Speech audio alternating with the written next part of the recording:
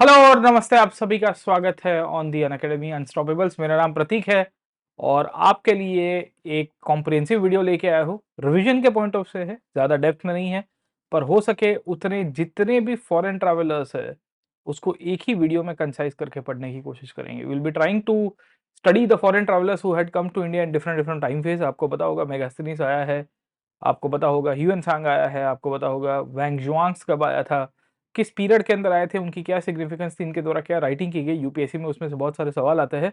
Normally सवाल यहाँ से एक बार आता है कि कब ये लोग आए थे, 4th century, 5th century, 6th century, इनके कंटेम्पररी रूलर्स कौन हुआ करते थे, जैसे अकबर की कोर्ट में कौन-कौन फॉरेनर्स आए, शाहजहाँ के कोन में को कंटेम्पररी में कौन-कौन थे, औरंगज़ेब के कंटेम्पररी में कौन-कौन थे, इनके द्वारा इंडिया में क्या-क्या चीज़ें लिखी गई है, what they have written about India, Indian kings, राजाओं के बारे में क्या-क्या चीज़ें ऑब्जर्व की गई है, वो भी एक इम्पोर्टेंट है। और साथों के साथों इनकी बुक का नाम अगर आपको पूछा जा सकता है, तो वो भी एक डेप्थ का क्वेश्चन बनेगा। खास करके इनकी ऑब्जर्वेशंस बहुत है, पर ऑब्जर्वेशंस हैशटैग डेप्थ के अंदर आएगी।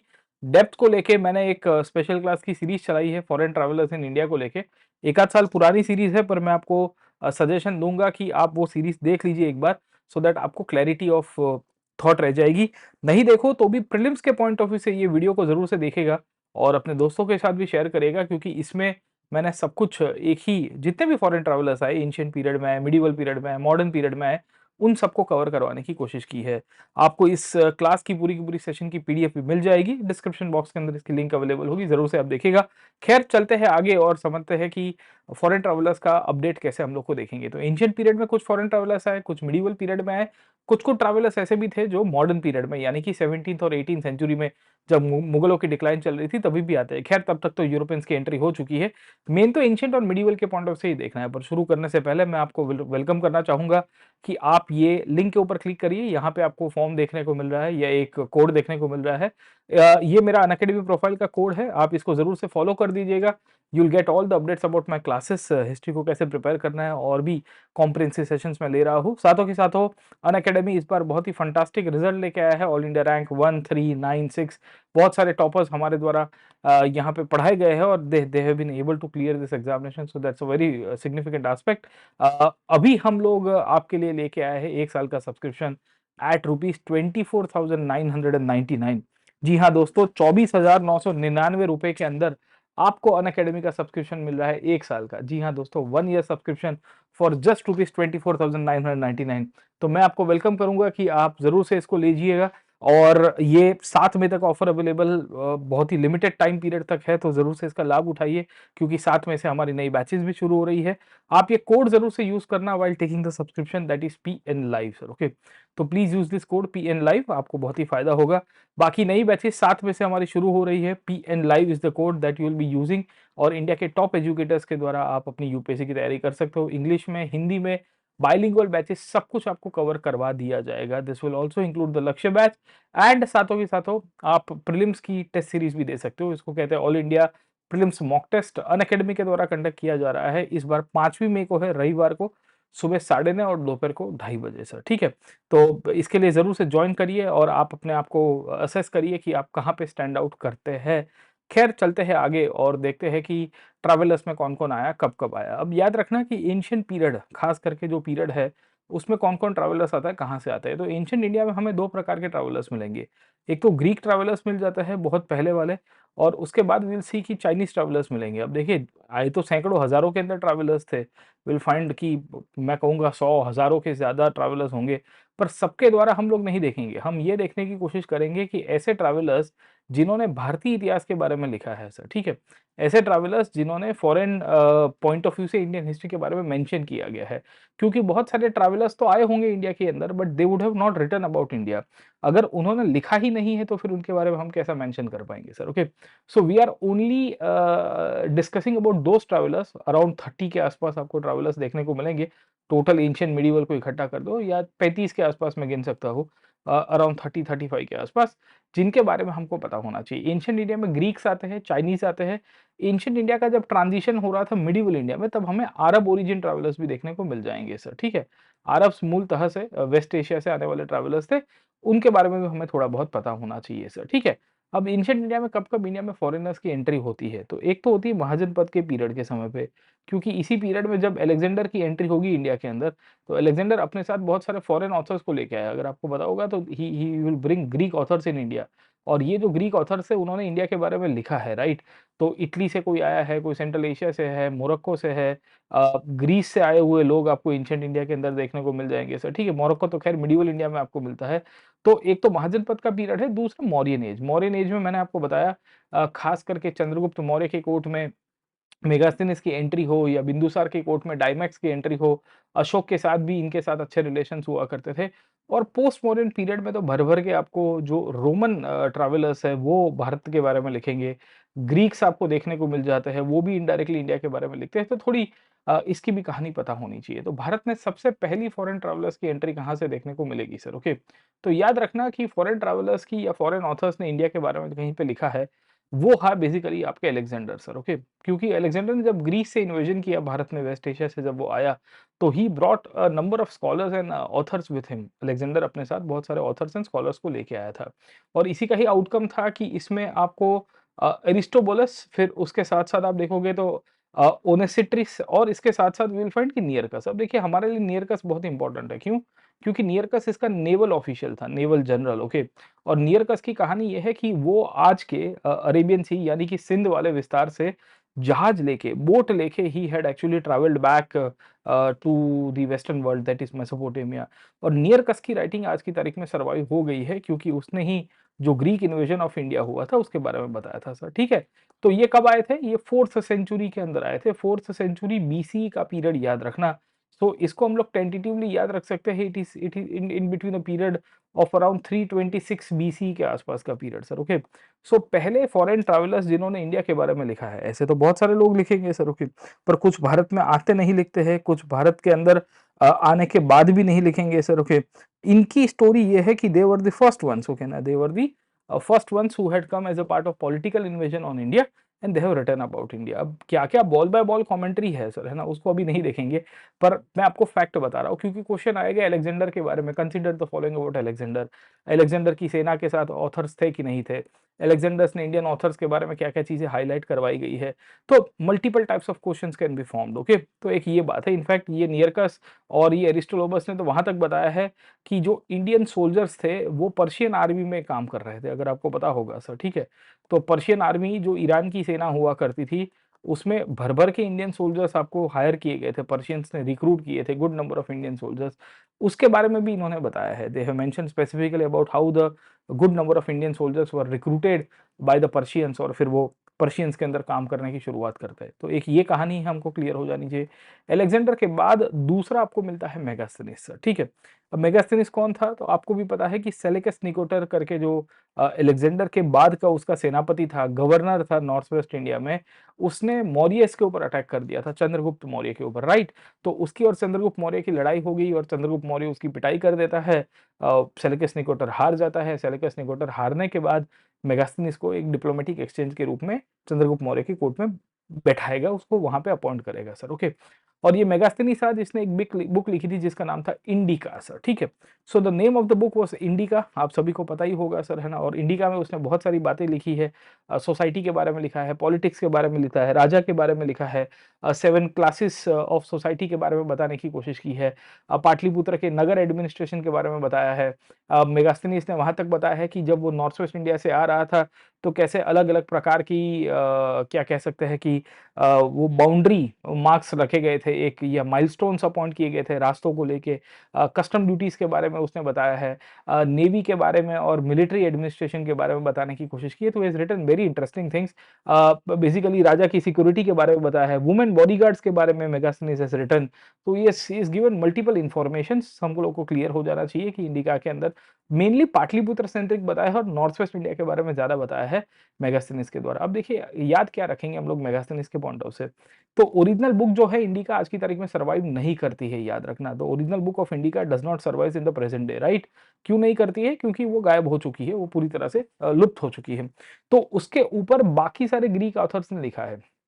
जैसे आप देखोगे अरियान है, स्ट्राबो है, डियोडोरस है, प्लिनी है, this are the other Greek authors and the Roman origin authors who have written about Megasthenes, क्योंकि इंडिका की ओरिजिनल बुक तो गायब है।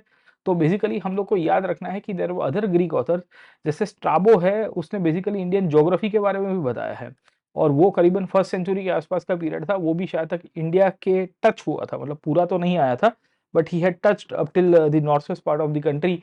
वैसे एविडेंसेस मिल जाएंगे, राइट। तो एक तो मेगास्थनीज का नाम याद रखना, मेगास्थनीज के साथ साथ हम लोग को दूसरा नाम याद रखना है अलेक्जेंडर, मैंने आपको ऑलरेडी पढ़ा दिया है। इसके सिवाय आपको एक और ग्रीक व्यक्ति देखने को मिलता है जिसका नाम है डाइमैक्स, ओके।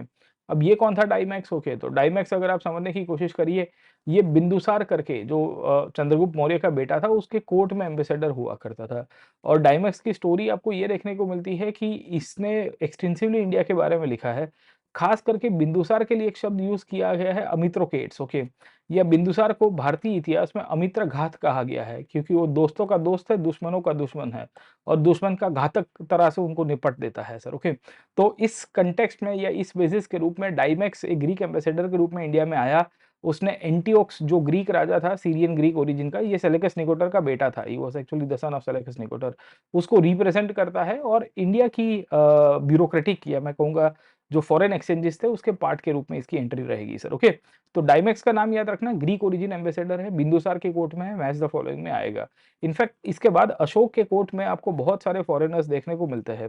अशोक का अगर आप रॉक एडिक्ट नंबर 2 देख लोगे और रॉक एडिक्ट नंबर 13 देख लोगे, नंबर 2 एंड नंबर 13 है ना, 13 नंबर का रॉक एडिक्ट और 2 नंबर के रॉक एडिक्ट में we will definitely come to know about the Ashoka's basically diplomatic exchanges with the Western world. This includes the kings of Egypt, include the kings of Syria and other parts of the world as well. Okay, तो please remember this names, ये नाम याद रखिएगा, जरूर से कहीं ना कहीं सवाल आ सकते हैं। उसके बाद आपको पोस्ट मौर्यन पीरियड, यानी कि जो मौर्यस का डिक्लाइन हुआ उसके बाद जो शुंगा पीरियड आया, वहां पे आपको फॉरेनर्स ने इंडिया के बारे में लिखा है। किसने लिखा है, तो एक और ग्रीक ऑथर देखने को मिलता है जिसका नाम है हिलियोडोरस। अब ये कौन था हिलियोडोरस, तो वी विल फाइंड कि Heliodorus used to be the ambassador of the king Antialcidas. Antialcidas basically सका, आज का सियालकोट है, यानी कि पंजाब वाला जो रीजन है, वहां पे राजा हुआ करता था। और खासियत ये है कि हिलियोडोरस इंडिया में आया था to have diplomatic relations with the Shungas, जब ये विदिशा में रूल कर रहे थे सर, ठीक है। तो शुंगास बेसिकली पुष्यमित्र शुंग के बारे में आपको पता होगा, तो used to rule from Vidisha region. And Heliodorus की स्टोरी ये है कि he came in the court of king Bhagabhadra, और उसके बाद थोड़े टाइम के बाद हिलियोडोरस खुद भागवत का वंशज बन गया, या खुद ही बेसिकली भागवत बन गया। तो he was a Greek scholar, he had written about India. In fact इसने एक बेसनगर पिलर इंस्क्रिप्शन इशू किया था, और वो पिलर को खम्ब बाबा के रूप में पहचानते हैं। ये विष्णु जी का पिलर था, और ये पिलर का अगर आप फोटो देखोगे मेरे ऊपर आपको मिलेगा, यहाँ पे गरुड़ की एक मूर्ति हुआ करती थी, गरुड़ कैपिटल हुआ करता था। खैर आज की तारीख में ये गरुड़ अवेलेबल नहीं है, बिकॉज बेसिकली हजारों साल हो गए हैं, तो it has been destroyed, but the pillar is still intact, okay. तो एंटिलसिडास करके एक राजा था, एंटिलसिडास, उसके एम्बेसडर के रूप में आपको ये हिलियोडोरस मिलेगा। तो हमें हिलियोडोरस का नाम भी पता होना चाहिए सर, ठीक है, ग्रीक्स के पॉइंट ऑफ से। तो 3-4 ग्रीक है, हिलियोडोरस है, डाइमैक्स है, अलेक्जेंडर के साथ और मेगास्थनीज सर, ओके। अलेक्जेंडर के साथ नियरकस का नाम याद रखना। ग्रीक्स के साथ साथ वील फाइंड कि बहुत सारे और भी अननोन ऑथर्स ने इंडिया के बारे में लिखा है। अननोन ऑथर्स मैं क्यों बता रहा हूँ सर, ठीक है, जो फॉरेन ट्रैवलर्स के रूप में थे, but they have not given their name. तो एक बुक है जिसका नाम है Periplus of the Erythraean Sea, Periplus of the Erythraean Sea. उसमें एक अननोन ट्रैवलर है, एक अननोन बेसिकली खलासी है मैं कहूँगा, जो इंडिया के अंदर आया था करीबन पोस्ट मॉडर्न पीरियड के अंदर ही। And he has written extensively about the ports of India, कि कहाँ-कहाँ, कौन से पोर्ट्स है और कहाँ से ट्रेड एंड कॉमर्स हो रहा है, कहाँ पे एक्सचेंजेस हो रहे हैं। बाय द वे आप मेरी अनअकैडमी की प्रोफाइल पे जाना, वहाँ पे स्पेशल क्लास के ऊपर क्लिक करना सर, ठीक है, क्योंकि उसमें मैंने पोर्ट्स के ऊपर एक स्पेशल क्लास लिया हुआ है। I have specifically taken a session on the ports of ancient India. Within the ports of ancient India I have explained which are the important ports, okay. और ये पेरिप्लस के ports भी उसके ऊपर मैंने डिस्कस किए हैं। मूलतः से एरिथेरियन सी को, ये मेडिटेरियन से लेके अरेबियन सी के बीच वाले रीजन को ये लोग एरिथेरियन सी कहते थे। और ये अननोन रोमन इजिप्शियन ओरिजिन बंदा है जिसने इंडिया के पोर्ट्स के बारे में लिखा था सर, ठीक है, और इकोनॉमी के बारे में, एक्सपोर्ट इंपोर्ट्स के बारे में बताने की कोशिश की है। उसने खुद का नाम नहीं लिखा है, तो ये ऑथर का नाम नहीं पता है। ये मोस्ट प्रोबेबली संगम पीरियड में इंडिया में आया था, जब साउथ इंडिया में संगम डायनेस्टी के पोर्ट्स जैसे मुजिरिस के बारे में बात किया है, मसूलीपट्टनम के बारे में बात किया है। He has talked about Barygaza अगर आपको पता होगा तो it used to be a port called as Bharuch, है ना? तो उसको ब्रिगकच या भरूच के रूप में पहचानते हैं। तो हम लोग को क्लैरिटी होनी चाहिए, राइट सर? ओके। इसके सिवाय अब चाइनीज़ ट्रैवलर्स इंडिया में आते हैं, चाइनीज़ ट्रैवलर्स, ओके। तो एक है ग्रीक्स और रोमन ट्रैवलर्स, 3-4 जिन्होंने इंडिया के पॉइंट ऑफ से लिखा है। दूसरा आपको चाइनीज़ मिलेंगे। अब देखिए चाइनीज़ में सीक्वेंस याद रखना, एक है फाहियान, फाहियान के बाद दूसरा आता है आपका ह्यूएन तीसरा आता है वैंग जुआंग्स और चौथा आता है इत्सिंग सर, ओके, या यीजिंग के रूप में पहचानेंगे। फाहियान सबसे पहले चाइनीज़ ट्रैवलर्स थे जिनके रिकॉर्ड्स अवेलेबल है। उसके पहले भी और भी लोग चाइना से आए होंगे, मैं ऐतराज़ नहीं करता हूँ उसके ऊपर। याद रखना कि फाहियान के पॉइंट ऑफ व्यू से काफ़ी लोगों को ये गलतफ़हमी है कि फाहियान सबसे पहले थे, तो ये फिर वो गलत हो जाएगा क्योंकि फाहियान के पहले भी और भी चाइनीज़ आए थे सर, है ना? बट कहानी ये है कि Fahien had actually written down, okay, उनकी जो अनुभव थे, वो उन्होंने लिख दिए थे sir, getting of point, okay. तो बुद्धिस्ट ट्रेडिशंस को कवर करने के लिए इंडिया से आए थे। ये लैंड रूट से आते हैं, लैंड रूट से ही जाएँगे, सॉरी सी रूट से वापिस जाएँगे। इनफैक्ट ये जब वापिस जाते हैं तो ताम्रलिप्टी कर का जो पोर्ट है, वहाँ से वो जाते हैं। तो ताम्रलिप्टी गुप्ता पीरियड में बेसिकली ईस्ट कोस्ट के अंदर, बंगाल के अंदर का पोर्ट है, उसके बारे में बताता है। ये आए थे चंद्रगुप्त टू के कार्यकाल में, बट इंटरेस्टिंग बात ये है कि फाहियान ने इनके बारे में कुछ लिखा ही नहीं है सर, ठीक है। So he has not mentioned the name of the king, बड़ी इंटरेस्टिंग कहानी है। उन्होंने बताया नहीं, जैसे आप देखने की कोशिश करोगे तो मेगास्थनीज बताता है कि हमारे राजा का नाम था सेंट्रकोटोस या बेसिकली चंद्रगुप्त, ओके। डाइमेक्स बताता है कि हमारे राजा का नाम था बिंदुसार उर्फे Amitrochates was the Greek name given to the king Bindusara. But Fahien जो है वो मतलब अलग ही दुनिया में रहता है। फाहियान कहता है कि मैं चंद्रगुप्त का नाम नहीं लिखूंगा सर, ओके। तो he had visited Pataliputra at that time and he mentions about the socio economic conditions and the people living over there. इनकी बुक का नाम याद रखिएगा, फोक्योकी। इसको ही अंग्रेजी में अनुवादन करके कहा जाता है the record of the Buddhist kingdoms, okay. तो ये जमीन के रास्ते से आए थे सेंट्रल एशिया से और फिर समुद्र के रास्ते से वापस चले गए। इतनी फैक्चुअल चीजें याद रखिएगा। फाहियान सबसे पहले थे, ये चौथी शताब्दी के अंत में और 5वीं शताब्दी की शुरुआत, मतलब 400 सी के आसपास का पीरियड था जब इनकी इंडिया में एंट्री होती है। फाहियान के बाद आपको ह्यूएन देखने को मिलते हैं। इनकी किताब थी सी यू की, या इसी को ही record of the western world के रूप में भी पहचानते हैं सर, ठीक है। So it is called as the record of the western world कि पश्चिमी दुनिया के अंदर कैसी परिस्थिति है। इनफैक्ट सबसे लंबे समय तक 15 साल से अधिक पीरियड कोई चाइनीज व्यक्ति ने इंडिया में गुजारे थे तो वो ह्यूएन सांग ही थे। He is known as the prince of the pilgrims, okay. आपको पूछा जा सकता है कि इतने सारे लोग इंडिया में आए, ट्रैवलर्स के रूप में आए, ऑथर्स के रूप में आए, किसको प्रिंस ऑफ पिलग्रिम्स कहते हैं? तो इट इज ह्यूएन सांग, है ना। ये हर्षवर्धन के पीरियड में आए हैं। इन्होंने हर्षवर्धन की पॉलिटिकल हिस्ट्री, इन्होंने पुलकेशिन टू के बारे में भी बताया है। इन्होंने वी विल सी कि महेंद्र वर्मन वन के बारे में बताया है। इन्होंने कांची के बारे में बताया है। इन्होंने नालंदा के बारे में बताया है। इन्होंने वी विल फाइंड कि पाटलिपुत्र के बारे में, डिक्लाइन के बारे में बताने की कोशिश की है।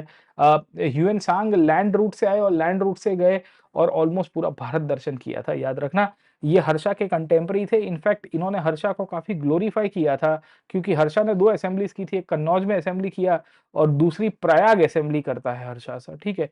इन दोनों को कहीं ना कहीं हाईलाइट करवाने का काम किसी ने किया था, तो वो ह्यूएन सांग का था सर, ठीक है। ह्यूएन सांग के सिवाय आपको और 2 चाइनीज देखने को मिलते हैं जो पोस्ट हर्षा पीरियड में आते हैं। एक आते हैं वैंग जुआंग्स, करीबन 647 सी के आसपास। हर्षा की मृत्यु हो चुकी है, उसके बाद आएंगे और उन्होंने फिर हर्षा के बाद एक अरुणस्व या अर्जुन करके राजा था, उनको पलटा दिया गया सर, ठीक है। He was official Chinese ambassador to the court of Harshavardhana, but then by the time he came to India, Harsha's death had taken place, okay. दूसरा आपको इत्सिंग या यीजिंग देखने को मिलेंगे, ये याद रखना ये हर्षा के बाद है, मतलब post Harsha period, early medieval period में आएंगे। इनकी खासियत ये है कि इन्होंने बुद्धिस्ट पिलग्रिम्स के बारे में बताया है सर, ठीक है। तो इनका ये मानना था कि भाई ऐसे अननोन बुद्धिस्ट पिलग्रिम्स इंडिया के अंदर है जिनके बारे में किसी ने मेंशन नहीं किया है, तो मैं बता दूंगा सर, ठीक है। तो इत्सिंग का कार्य ये था कि he highlighted the Buddhist pilgrims who had come towards India, right sir, ठीक है। तो एक ये कहानी आपको मिलती रहेगी। खैर, इसके सिवाय आपको मिलता है early medieval period. Early medieval period का मतलब है the period between 750 to 1000 and I would say somewhere in the 1200 onwards, okay. तो इस पीरियड में भारत में राजपूत डायनेस्टीज आई, गुर्जर प्रतिहार, पाल डायनेस्टी के बीच में संघर्ष हो रहा था। तो इस दौर के अंदर काफी लोग सेंट्रल एशिया से, मोरक्को से वेस्ट एशिया से आते हैं इंडिया की तरफ and they will be writing about India, खास करके अरब्स इंडिया के बारे में लिखेंगे, पर्शियंस इंडिया के बारे में लिखेंगे और क्या-क्या बातें बताते हैं उसके ऊपर थोड़ी चर्चा करते हैं। जैसे गुर्जर प्रतिहारों के बारे में कहीं न कहीं लिखा गया है सर, ठीक है? वी विल फाइंड कि पाल डायनेस्टी के बारे में लिखा गया है, राष्ट्रकूटों के बारे में लिखा गया है। वी विल सी कि राजपूत डायनेस्टीज़ के बारे में भी मेंशन किया गया है सर, ओके? तो वेस्ट एशिया से सबसे पहले अर्ली मिडीवल इंडिया में कोई आए थे वो 8वीं शताब्दी में सर, ठीक है? मतलब 8वीं और 9वीं शताब्दी 850 के आसपास का पीरियड था, वो आते हैं सुलेमान सर, ठीक है? सुलेमान बेसिकली गुर्जर प्रतिहारों की और जो संघर्ष चल रही थी उसके बारे में बताते हैं। ही केम फ्रॉम पर्शिया, वो ईरान से आएँगे सर, ठीक है? And he will be highlighting the role of the Gurjara Pratihara. इस टाइम पे मिहिर भोज करके राजा रूल किया करते थे अगर आपको याद होगा तो। और मिहिर भोज सबसे प्रोमिनेंट राजा थे 850 सीई के आसपास। तो he highlights the role of the Mihira Bhoja और मिहिर भोज अपने आप को वराह मिहिर कहते थे, तो ये बरुआ या बरा के रूप में कंसीडर करते हैं सर, ठीक है? तो सुलेमान का नाम याद रखना। सुलेमान के बाद एक और अरब ट्रैवलर्स आपको 9th सेंचुरी में देखने को मिलेंगे, 10th सेंचुरी में, वो थे अल मसूदी। अल मसूदी तब इंडिया में आते हैं जब ये ट्राइपार्टिट कॉन्फ्लिक्ट डिक्लाइन चली गई थी सर, ओके? तो गुर्जर प्रतिहारों की भी डिक्लाइन हो रही है, राष्ट्रकूट की भी डिक्लाइन हो रही है और पालों की भी डिक्लाइन हो रही है। इस दौर के अंदर अल मसूदी आएँगे, ज्योग्राफी के बारे में लिखते हैं, इंडिया की भूगोल के बारे में लिखने की कोशिश करते हैं। काफ़ी लोग इनको कहते हैं Herodotus of the Arabs, okay? तो मैच द फॉलोइंग के अंदर आपको पूछा जा सकता है कि इनमें से किसको हीरोडोटस ऑफ अरब्स कहते हैं, तो he is called as Al Masudi sir, okay? Prince of pilgrims किसको कहते हैं, तो he is called as Hiuen Tsang, okay? इन्होंने भी किताब लिखी थी मुरूज अल ज़िहाब, मुझे नहीं लग रहा है बुक का नाम आपको पूछा जाएगा। अल मसूदी आए कब ये पूछा जा सकता है 10th सेंचुरी में। तो he is talking about the flourishing trade of the Pala dynasty precisely in Bengal as well. Al Masudi के बाद तीसरे अरबी व्यक्ति के बारे में हमको याद रखना है, वो है अल बिरूनी सर, ओके? अल बरूनी बेसिकली गज़नी के साथ इंडिया में आए होते हैं और ये अरबिक से लेके, पर्शियन से लेके, ग्रीक से लेके इवन संस्कृत भाषा भी जानते थे। इंटरेस्टिंग है क्योंकि इन्होंने भारत में आके संस्कृत सीखी, भारतीय संस्कृत किताबों का अनुवादन किया और उसके बाद इंडिया की सोशियो इकोनॉमिक और ज्योग्राफिकल और पॉलिटिकल कंडीशंस के बारे में लिखा इन किताबुल हिंद। इंटरेस्टिंगली जब मोहम्मद गज़नी ने भारत के ऊपर खास करके सोमनाथ के ऊपर अटैक किया, तो सोमनाथ की जो क्राइसिस और सोमनाथ का जो डिक्लाइन था, उसको भी कहीं न कहीं हाइलाइट करने वाला किताबुल हिंद के अंदर अल बरूनी ही थे। अल बरूनी एक्चुअली ख्वारिज़्मा से बिलॉन्ग कर रहे थे। Khwarizma is a place in Central Asia and he had written about India as well, okay? तो foreign travellers and authors who had travelled to India and written about that. In fact Al Biruni ये भी बताते हैं कि वो संस्कृत में कमज़ोर है और उनको जो पुराण और वेद दिए गए हैं, उसमें से उन्होंने भारतीय इतिहास, भारतीय समाज को इंटरप्रेट करते हुए अपनी किताबुल हिंद के अंदर बताया है सर, ठीक है? पर इंटरेस्टिंग ऑब्जर्वेशन है, ये हमको क्लियर हो जाना चाहिए early medieval point of view से सर, ओके? अब अर्ली मिडीवल का ट्रांजिशन हुआ, आपको भी पता है कि 1000 के बाद का जो पीरियड है, खास करके 1000 1200 ऑनवर्ड से सर, ओके? तो ये जो पीरियड है, इस पीरियड को हम लोग मिडीवल पीरियड के रूप में कंसीडर करते हैं। इस पीरियड में एक तो दिल्ली के सल्तनत आए और दूसरे रीजनल डायनेस्टीज़ बनते हैं, काकटियाज़ बनते हैं, विजयनगर बनते हैं, राइट? ओके। तो उनके यहाँ पे भी आपको बहुत सारे फॉरेनर्स देखने को मिलेंगे। अब देखिए दिल्ली के सल्तनत में तो आपको सैकड़ों फॉरेनर्स मिलते हैं, पर हम उन फॉरेनर्स की बात कर रहे हैं जो भारत में आके भारत के बारे में लिखेंगे। कुछ लोग ऐसे थे जो भारत में आके स्थायी हो गए सर, ठीक है? जैसे आप हसन निज़ामी देख लीजिए सर, ठीक है? तो हसन निज़ामी एक ऐसे व्यक्ति हुआ करते थे जो सेंट्रल एशिया से बिलॉन्ग करते थे and he came to India and he settled, okay. आप समझने की कोशिश करिए तो वी विल फाइंड कि काफ़ी सूफी संत आपको मिल जाएँगे जिन्होंने भारत के बारे में लिखा है। तो उनकी भी इतिहास ऐसी है कि ये भारत में आए और फिर भारत में ही सेटल हो गए। तो उनके बारे में हम अभी नहीं पढ़ रहे क्योंकि ऑलरेडी हमने शायद तक पहले भी डिस्कस किया हुआ है। सल्तनत के समय पे आपको एक तो दिल्ली तुगलक या दिल्ली सल्तनत में तुगलक डायनेस्टी के टाइम पे फॉरेनर्स काफ़ी मिलेंगे। मोरक्को से आने वाला आपको ये मिल जाएगा, क्या कहते हैं अपने इब्न बतूता सर, ठीक है? तो इब्न बतूता बगल में जूता कहते तो करता है फुर, फुर, फुर, फुर, फुर, है ना? काकटियास के कोर्ट में आपको देखने को मिल जाएगा this guy what we see in the court of Kakatiyas is the person, क्या कहते हैं अपने Marco Polo came from Italy sir, okay. तो हमको उनके भी नाम थोड़े बहुत पता हो जाने चाहिए सर, ओके। तो मार्को पोलो आया था काकटियास के कोर्ट में। काकटियास कहाँ पे रूल करते थे? वारंगल के अंदर sir, okay.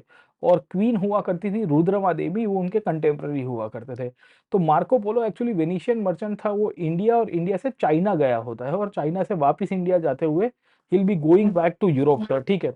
So we will find कि over a period of time जब हम लोग फॉरेन ट्रैवलर्स की लिस्ट के बारे में देखेंगे, when we trying understand the foreign travellers, तो हमें इन सब का नाम क्लियर हो जाना चाहिए सर, ठीक है।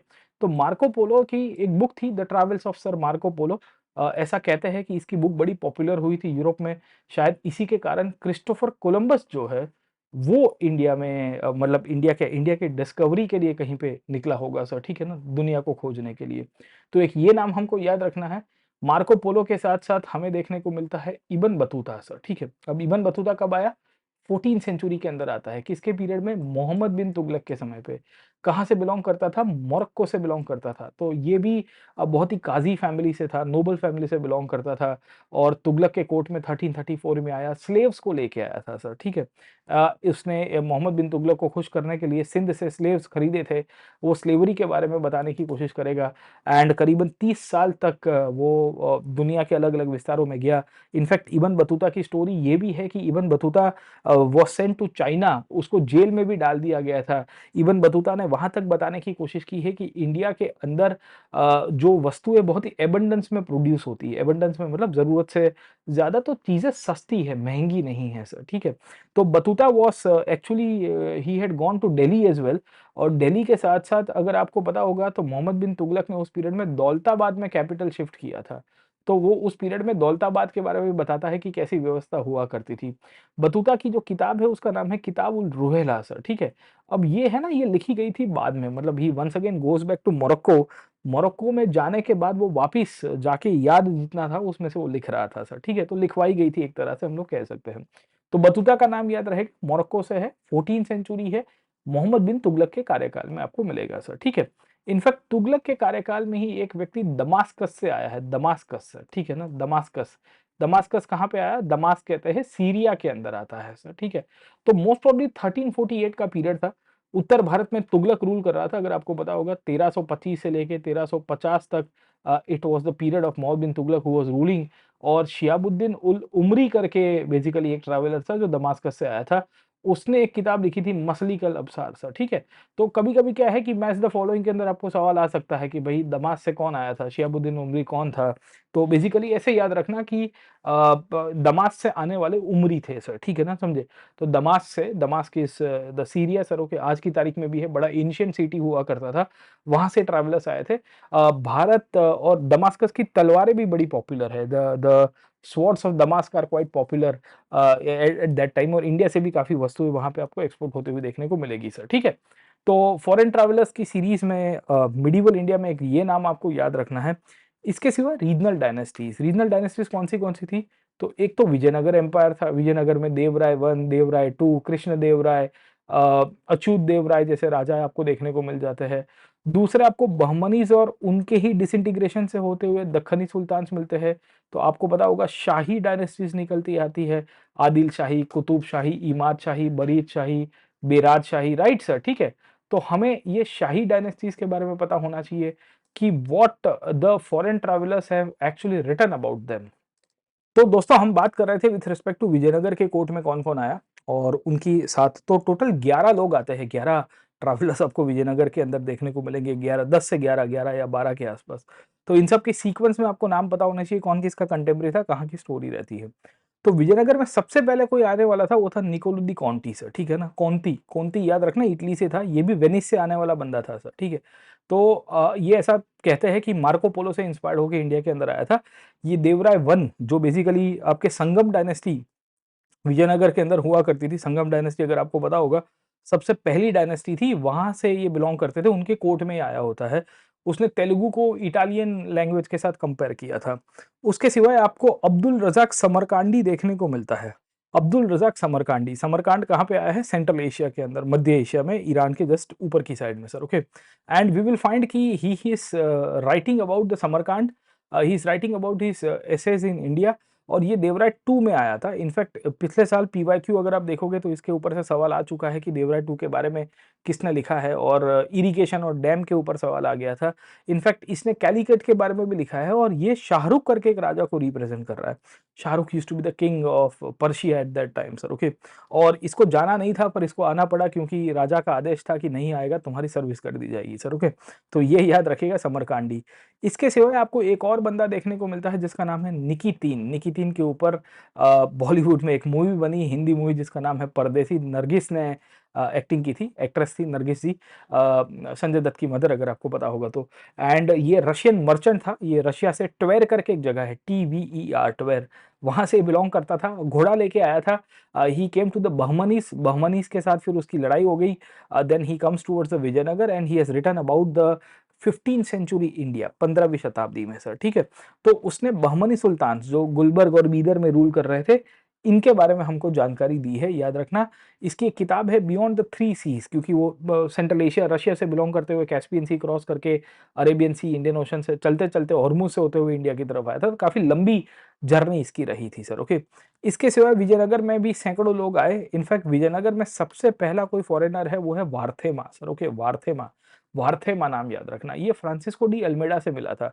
अल्मेडा अगर आपको पता होगा तो he was the first Portuguese governor, right, है ना, जिसने अस्टाडा इन इंडिया को लीड किया था, क्योंकि पोर्चुगल आ तो गया था 1498 में वास्को डी गामा के रूप में, राइट, पर वास्को के बाद जो फॉरेनर्स आने शुरू होते हैं पोर्चुगीज एम्पायर के रूप में और पोर्चुगीज ट्रैवलिंग के रूप में, उसमें ये वार्थेमा आता है और उसने काफी सारा इंडिया के बारे में लिखा है। ये है आपके महाशय वार्थेमा, मेरे पीछे आप चेहरा देख रहे होंगे। तो ये अल्मेडा के कंटेम्प्रेरी हुआ करते थे। उसके बाद पोर्चुगीज ने अपने डिप्लोमेट्स भेजने शुरू किए, एक्सप्लोरर्स भेजने शुरू किए इंडिया के राजाओं के कोर्ट में। जैसे एक आपको मिलता है दुआर्ते बारबोजा, ये कृष्णदेव राय के कोर्ट में गया था, 1518 के आसपास का पीरियड है, क्योंकि कृष्णदेव राय 1509 से लेके 1529 तक रूल करते हैं और इसने मलयालम से लेके और भी रीजनल लैंग्वेजेस जानता था, तो ये explored India in a very significant way. इसके साथ साथ आपको डोमिनिगो पेस देखने को मिलता है, ये भी कृष्णदेव राय का कंटेम्प्रेरी था। इसने भी बिसनगे के बारे में बताया, बिसनगा और कोई नहीं, पर he is talking about the city called as Vijayanagara sir, okay. तो पोर्चुगीज लोग घोड़ा लेके आते थे, घोड़ा बेचते थे, अगर आपको पता होगा तो उसके कंटेम्प्रेरी पीरियड में आपको ये चीज मिल जाएगी सर, ओके।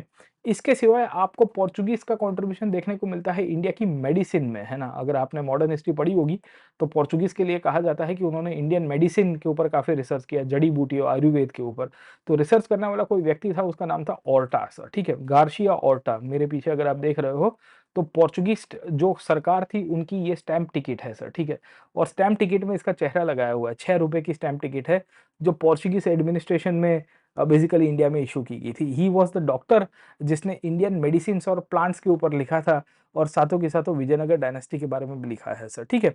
इसके सिवा नूनीस देखने को मिलता है। नूनीस खास करके कृष्णदेव राय के बाद आया, जब कृष्णदेव राय के छोटे भाई रूल कर रहे थे अच्युत देव राय। इनफैक्ट इस पीरियड में फिर डिक्लाइन होने की शुरुआत होती है। नूनीस के ऊपर उसने स्त्रियों के ऊपर यूपीएससी ने सवाल पूछ दिया था कि what was the condition of women at that time, कि स्त्रियां कुश्ती लड़ती थी कि नहीं लड़ती थी, अकाउंटिंग में इन्वॉल्व थी कि नहीं थी, लड़ाई झगड़ा मतलब है ना कहीं कॉन्फ्लिक्ट में, या पावर उनका था कि नहीं था। तो उस तरह के बड़े ओपिनियन बेस्ड सवाल पूछे थे। इसके ऊपर मैंने स्पेशल क्लास लिया हुआ है, मैं आपको फिर से सजेस्ट करूंगा, क्योंकि अभी तो हम लोग क्या कर रहे हैं, गो थ्रू कर रहे हैं जस्ट रिकॉल करने के लिए, पर हर एक के ऊपर आधा आधा एक एक घंटा मैंने पढ़ाया हुआ है। ईच एंड एवरी ट्रैवलर्स की थीम बताई हुई है, तो आप उसको जरूर से देखेगा। करीबन 7-8 सांस की क्लास की सीरीज है, इंटरेस्टिंग है, आपको मजा भी आ जाएगी सर, ठीक है। इसके सिवाय आपको सीजर फेडरिक मिलेंगे। अब देखिए इनका बहुत ही इंपॉर्टेंस है विद रिस्पेक्ट टू विजयनगर। मैं क्यों बता रहा हूँ, क्योंकि विजयनगर 1565 में डिक्लाइन होना शुरू हुआ। अगर आपको पता होगा तो विजयनगर की लड़ाई हुई थी दक्खनी स्टेट्स के साथ, और दक्खन के जो 4 शाही सुल्तान्स हैं उन्होंने, वी विल फाइंड कि विजयनगर को हरा दिया था in the battle of Talikota, या इसी को ही बैटल ऑफ राक्षस थंगड़ी के रूप में भी पहचानते हैं। तो when Vijayanagara got defeated at the battle of Talikota and Rakshasa Tangadi, तो उसके बाद विजयनगर का डिक्लाइन शुरू हुआ। तो कहानी ये है कि बाकी सारे आगे के जो ऑथर्स थे, जैसे फर्नाओ नूनीस था, वार्थेमा था, गार्शिया ओर्टा था, दुआर्ते बारबोजा था, डोमिंगो पेस था, उन्होंने विजयनगर के बारे में अच्छा लिखा है कि भाई देखो बहुत ग्लोरी थी, बहुत पैसा था, बहुत रिसोर्सेज थे। ये हाथी को भी श्रृंगार करते थे, हाथी के ऊपर सोना चढ़ाते थे। सीजर फेडरिक को बहुत ही अनफॉर्चुनेट ट्रैवलर के रूप में पहचानते हैं। क्यों? क्योंकि ये व्यक्ति का कार्यकाल ऐसा रहा है कि इस पीरियड में विजयनगर डिक्लाइन चला गया था, लूट-फाट मची हुई थी, पूरा शहर ऑलमोस्ट अबैंडन कर दिया है, वैसी स्थिति आपको मिलेगी। और लेटर ऑन विजयनगर की डिस्कवरी ऊपर फिर रॉबर्ट सेवल करके एक ऑथर आया, जिसके ऊपर पिछली बार सवाल पूछ दिया था। ये ब्रिटिश ईस्ट इंडिया कंपनी का अधिकारी था, जिसने फॉरगॉटन एम्पायर नाम की बुक लिखी थी, अगर आपको पता होगा तो सर, ठीक है।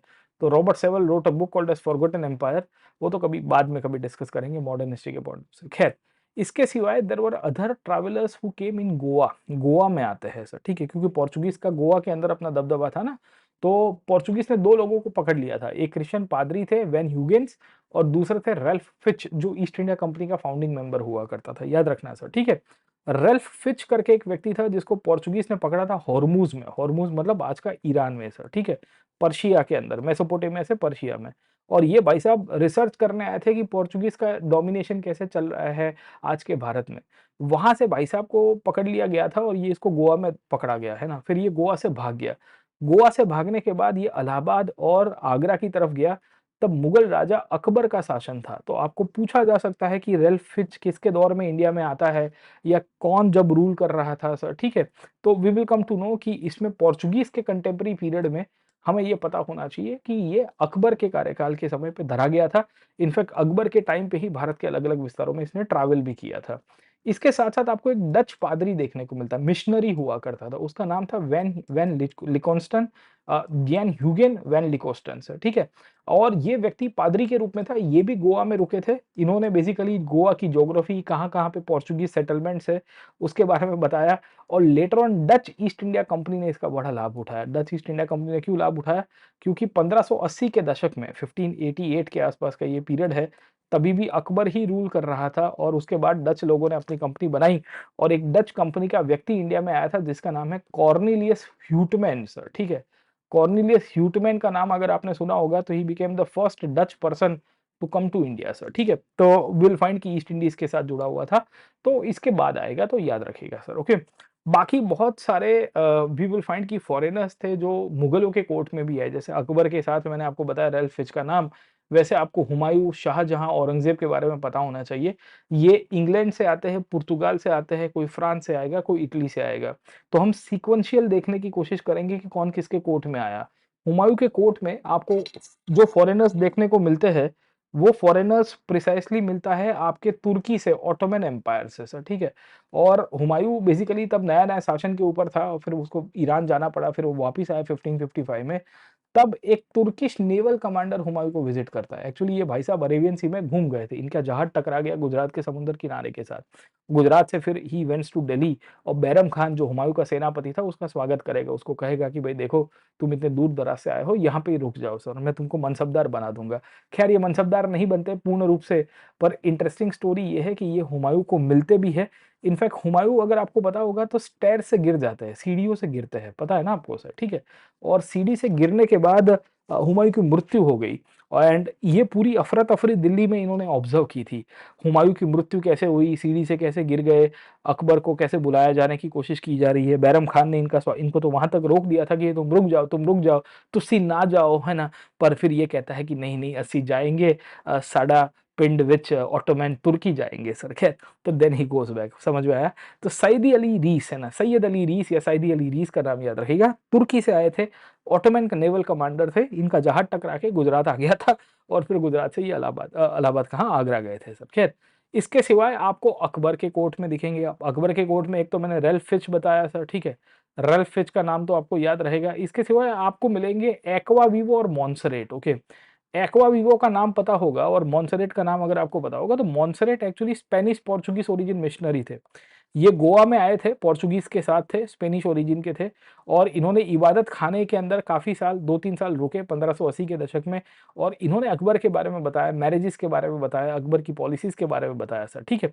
तो उसके ऊपर ये बहुत ही फ़ेमस पेंटिंग है, इसमें ये जो दो काले कलर के पादरी दिख रहे हैं ना कपड़ा पहन के ब्लैक कलर का, ये दोनों के दोनों बेसिकली पोर्चुगीज़ मिशनरी है जो अकबर के कोर्ट में आए होते हैं, याद रखिएगा, ठीक है?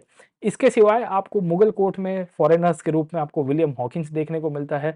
हॉकिंस कुकर वाला नहीं, ये विलियम हॉकिंस वो है जो जहांगीर को परमिशन के लिए आया था कि भई हमको सूरत में परमिशन बनाने दो, पर मना कर दिया गया। हॉकिंस के साथ-साथ 2-3 लोग थे, एक था विलियम बेस्ट, है ना? Captain best, okay. दूसरा अगर आप देखोगे, एक था विलियम फिच, है ना समझे? विलियम बेस्ट थोड़ा बाद में आया, विलियम फिच था दूसरा सर, ठीक है? विलियम फिच भी उनके साथ आपको देखने को मिल जाएँगे। तीसरे आपके थॉमस रो मिलते हैं। अब थॉमस रो की खासियत ये है कि ये राजा जेम्स को रिप्रेज़ेंट कर रहे थे। James was the king of England eight that time and he represented the king James. In fact इसने थॉमस रो ने हुमायूं के सामने कुर्सी मांग ली थी कि मेरे को कुर्सी चाहिए, मैं तुम्हारा इक्विवेलेंट हूँ, let us sign a treaty.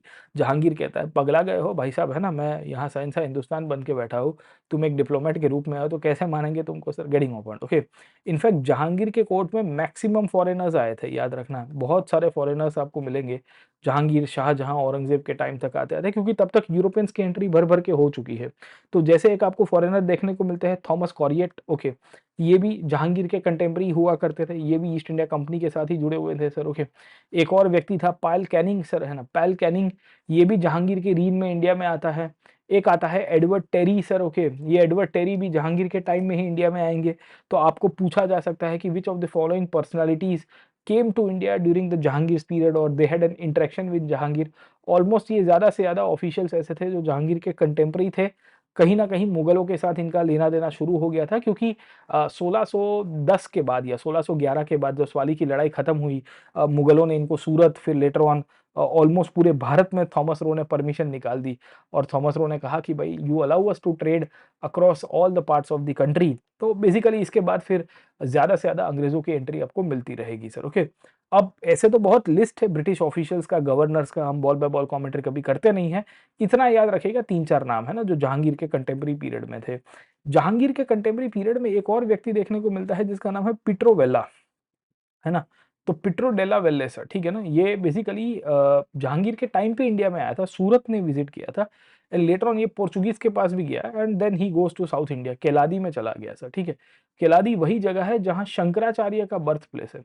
अगर आपको आदि शंकराचार्य पता होगा सर, ठीक है, उनका उनका अगर आपको हिस्ट्री पता होगी तो शंकराचार्य का जो बर्थ प्लेस है वो केलादी है सर। ओके, तो दक्षिण भारत में है, केरला वाले रीजन के अंदर आपको मिलेगा।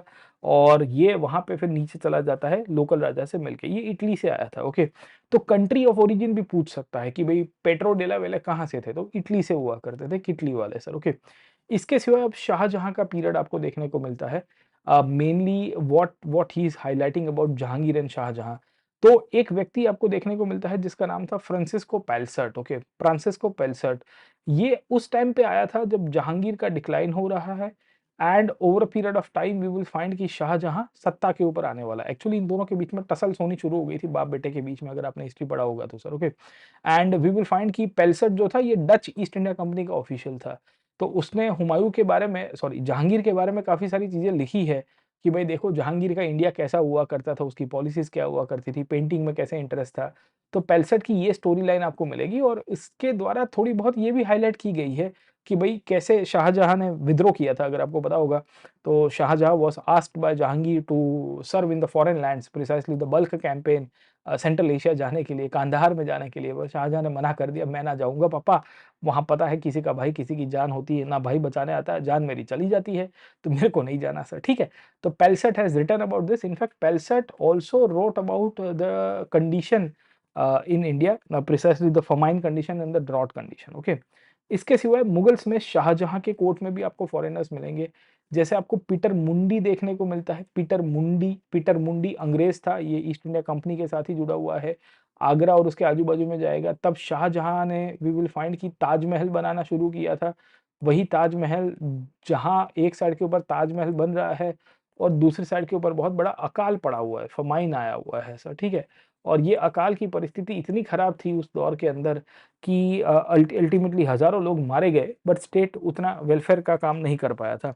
In fact Mundy has written about the role of Banjaras. Banjaras अगर आपको पता होगे तो they were nomadic basically traders. Okay, और इनकी खासियत ये है कि they take the trading from one place to other place, है ना, डेस्टिनेशन ए से डेस्टिनेशन बी में पहुंचाने का काम करते हैं। अलाउद्दीन खिलजी ने भी बंजारा का बहुत यूज किया था, पर उस टाइम पे खिलजी के समय पे किसी फॉरेनर ने नहीं लिखा, पर पीटर मुंडी ये बंजारा को देख के बड़ा चकचकित हुआ था कि यार बहुत बढ़िया काम ये लोग करते हैं सर। ठीक है, शाहजहां के समय पे ही आपको टवेनियर देखने को मिलता है, ये डायमंड मर्चेंट था, ऑलरेडी एक बार आ चुका है कि इनमें से कौन से व्यापारी के द्वारा भारत के अंदर डायमंड माइंस और गोल्ड माइंस के बारे में बोला गया है। तो डायमंड माइंस के बारे में खास करके गोलकोंडा के अंदर जो डायमंड, आपको काकटियास पता होगा, वहां से ही डायमंड आया है, कोहिनूर सर। ओके, उसके बारे में इसने बताया है। इनफैक्ट इसने शाहजहां का डिक्लाइन भी देखा था, क्योंकि शाहजहां और औरंगजेब के, अगर आपको पता होगा तो 1658 में सिविल वॉर हो गया और सिविल वॉर क्यों हुआ था? क्योंकि शाहजहाँ बीमार हो गया था। तो बिकॉज़ शाहजहाँ बीमार हुआ, तो उसके बेटों के बीच में लड़ाई हो रही थी। तो एक साइड के ऊपर मुराद था, कामबख्श था, औरंगज़ेब था, दारा शिकोह था, इन दो सब के बीच में लड़ाई कैसे हो रही है, उन सब की लाइव कमेंट्री किसी ने की थी, तो टवेनियर ने की थी। टवेनियर के साथ और भी लोग थे, जैसे आप देखोगे निकोलो मनुची भी इसी ट्रांजिशन के अंदर आपको इंडिया के अंदर देखने को मिल जाएगा सर, ठीक है। दूसरा आपको बर्नियर देखने को मिलता है, बर्नियर एंड टवेर्नियर, है ना, दोनों नियर नियर याद रखना, ये दोनों के दोनों फ्रेंच ओरिजिन है, प्लीज रिमेंबर दिस, है ना, बर्नियर एंड टवेनियर, ओके। अब बर्नियर और टवेनियर के बीच में फर्क क्या है सर, ठीक है। तो Bernier used to be a doctor, okay, ये आपको पूछा जा सकता है। इनफैक्ट इस बार सीडीएस के अंदर एक सवाल था, और सवाल में ऐसा ही कुछ कंसेप्ट के साथ इन्होंने फैक्ट जोड़ दी थी, जहां पूछा गया था सीधे सीधे तौर के ऊपर कि भाई एक अंग्रेज नोबल के द्वारा, एक अंग्रेज डॉक्टर के द्वारा वी विल फाइंड कि एक ब्लड सर्कुलेशन थियरी को हाईलाइट किया गया था। तो दारा शिकोह का एक नोबल था जिसका नाम था दनिशमान खान, दनिशमान खान सर, ठीक है। और उसको ये बर्नियर बताने की कोशिश करता है कि भाई यूरोप में नई डिस्कवरी हुई है ब्लड सर्कुलेशन को लेके सर, ठीक है।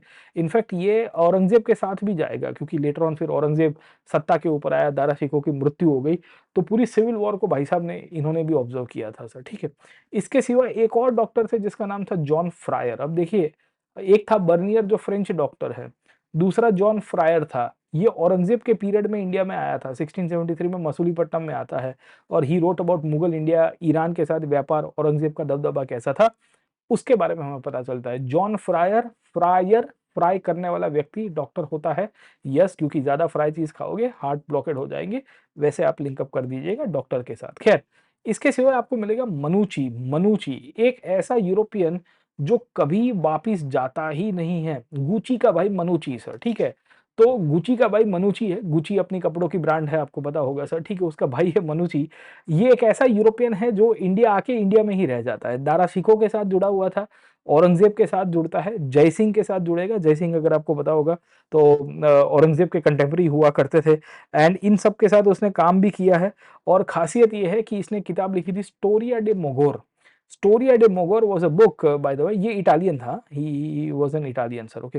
एंड गुची का भाई था ना मनुची इसके लिए। तो इसने स्टोरी ऑफ द मुगल्स नाम की एक बुक लिखी थी, where he had written about the Mughal history, the contemporary conditions of the Mughal era as well, okay. इसके सिवाय एक और फ्रेंच ट्रैवलर आपको औरंगजेब के पीरियड में देखने को मिलता है, जिसका नाम है थेवेनॉट, जॉन डे थेवेनॉट सर, ओके। और खासियत ये है कि इसने बेसिकली एक ट्रैवल किया था सूरत में 1666 1667 में, फिर मसूलीपट्टनम, और उसके बाद then he goes back to West Asia sir, है ना, उसकी फिर वहाँ पे शादी-वादी हुई थी, तो he belong to the aristocratic class, ऐसी हमको कहानी मिल जाएगी sir, okay. Last but not the least we will find कि आपको फ्रांसेस्को करेली जैसे लोग मिलेंगे। फ्रांसेस्को करेली ये भी 1690s में आए, ये भी इटली से आए थे। तो मेनली औरंगजेब के पीरियड में आपको इटालियन, फ्रेंच और अंग्रेज देखने को मिलते हैं, ये 3 कंट्री। शाहजहाँ में भी आपको इटालियन, फ्रेंच और अंग्रेजी देखने को मिलते हैं। शाहजहाँ में इटालियंस कम थे, यहाँ पे आपको इटालियन ज़्यादा देखने को मिलेंगे सर, ठीक है। मनुची जैसे लोग मिल जाते हैं, और करेरी जैसे लोग आपको मिल जाएंगे sir, getting of point, okay. Last but not the least, Aurangzeb का जब आखिर का पीरियड था, तब हमें देखने को मिलते हैं जॉन एंटोनी डुबोइस। अब देखिए, जहां जहां जॉन आता है ना, जॉन या जीन, ये याद रखना, it's a French word which is use for John sir, okay. तो कभी कभी है ना, फ्रेंच शब्द लोग है ना, जीन जीन की जगह जॉन बोल देते हैं सर, ठीक है। तो JEAN लिखा जाता है, हमें क्लियर हो जाना चाहिए। ये फ्रेंच ओरिजिन थे, मिशनरी हुआ करते थे, दक्षिण भारत में मसूलीपट्टनम, मद्रास और बाकी सारे एरिया में काम किया। ये भी 1680 के दशक में औरंगजेब के कंटेम्पररी हुआ करते थे। तो ऊपर ऑलरेडी लिखा हुआ है, आपको याद रहना चाहिए, क्योंकि मैच द फॉलोइंग में सवाल ऐसे ही आएंगे, अंडरस्टैंड। तो इतने आपके फॉरेन ट्रैवलर्स थे इन इंडिया सर, है ना, एंशिएंट इंडिया के अंदर इतने सारे आपको फॉरेन ट्रैवलर्स मिलेंगे। होपफुली मैंने आपको इंटेंशन ये था कि मैं आपको पूरा का पूरा रिवाइज करके दे दूं, और एक ही झटके में वन शॉट आपको एक वीडियो बना के रिवीजन दे दे। इसको एक दो बार पढ़ के जाना, अगर इनमें से डेप्थ में आपको पढ़ के जाना है तो आप स्पेशल क्लास देख लीजिएगा, but I would suggest at least ये तो देख लो। अभी 40-50 मिनट का एक वीडियो बना है, उसमें हमने ज़्यादातर कंटेम्प्रेरी रूलर्स टाइमलाइन देख ली है, नेचर ऑफ राइटिंग और कुछ-कुछ ऑब्जर्वेशंस मैंने आपको हाइलाइट करके बता दी है कि भई क्या-क्या हुआ था। एटलीस्ट आपके दिमाग में बिठा दीजिएगा, अगर सवाल आता है तो आप आराम से आंसर कर पाएँगे। इस संडे 5 तारीख को आपका प्रीलिम्स की मॉक टेस्ट है, all India prelims mock test okay 2024 की, और मैं कहूँगा कि आपको ये देना ही है, ये फ्री में है, आपको ऑल इंडिया रैंक मिलेगा खास करके, और आपकी जो तैयारी है वो और पुश हो पाएगी सर, ठीक है? तो ज़रूर से इसको अटेम्प्ट करिएगा। 5th of May you are meeting at 9:30 for GS and 2:30 for CSAT, वही यूपीएससी वाले टाइम पे। एंड बाकी कोई क्वेरी हो तो आप हमको ज़रूर से कॉन्टैक्ट करिए। अभी आपको 24,999 के अंदर 1 ईयर का सब्सक्रिप्शन या 15 मंथ्स का सब्सक्रिप्शन मिल रहा है। 7 में से नई बैचेज़ शुरू हो रही है, उसके बाद शायद तक आपको ये इतने कम रेट में शायद तक सब्सक्रिप्शन कभी ना मिले सर, ठीक है? तो जुड़िए हमारे साथ on the largest education platform. PN live code को यूज़ करना ना भूलिएगा। मैं आपको एक और इंटरेस्टिंग सेशन के साथ मिलूँगा। Till then like, share and subscribe. Keep studying. All the best. Thank you very much. जय हिंद।